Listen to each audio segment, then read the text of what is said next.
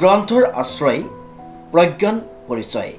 মূল মন্ত্ৰৰে 10 অক্টোবৰৰ পৰা 16 অক্টোবৰলৈ দেৰগাঁও নৰেন শৰ্মা স্মৃতি পথাৰত কাব্যৰক্ষী নীলমণি ফুকন ক্ষেত্ৰত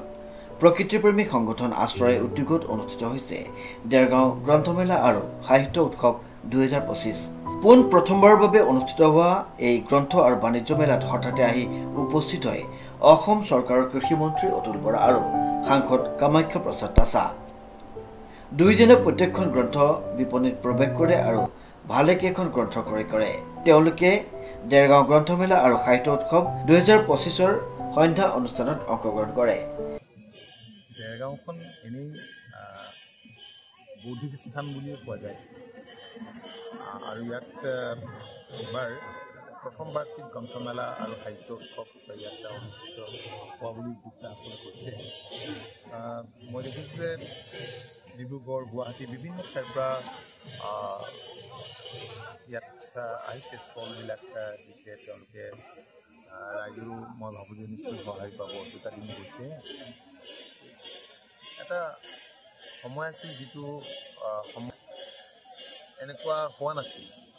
কিন্তু আজি সময়ৰ পৰিৱৰ্তনৰ লগে লগে তথ্য প্ৰযুক্তিৰ যুগ হ'লেও কিতাপৰ প্ৰতি মানুহৰ আকৰ্ষণ কমা নাই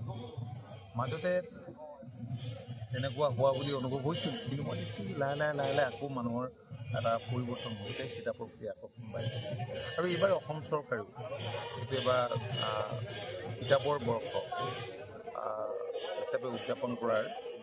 গ্ৰন্থৰ বৰ্ষ হিচাপে উদযাপন কৰাৰ এই বৰ্ষটো এটা সিদ্ধান্ত লৈছিল ভাল হৈছে এতিয়া ইয়াত হৈছে আৰু কেইদিনমানৰ পিছত গোলাঘাটতো এতিয়া অনুষ্ঠিত হ'ব হৈ আছে এইটো এটা খুবেই ভাল কথা আৰু আমি পঢ়িব লাগিব যেনেকৈ আজি শৰীৰ চৰ্চা কৰে মানুহৰ দেহটো ঠিক কৰিব চৰ্চা যেতিয়া নাথাকে চৰ্চাটো কৰিবই লাগিব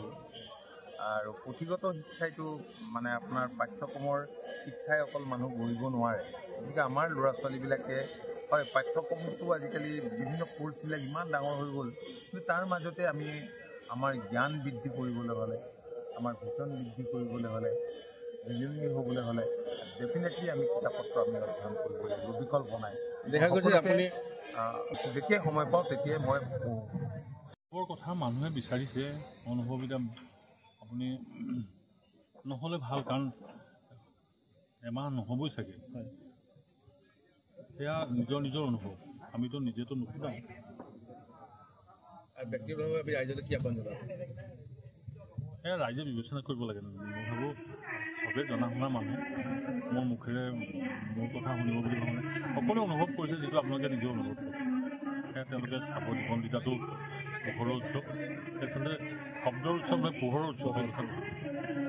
দেৰগাঁৱৰ পৰা নৱজ্যোতি ভৰালীৰ ৰিপৰ্ট নিউজ নাও।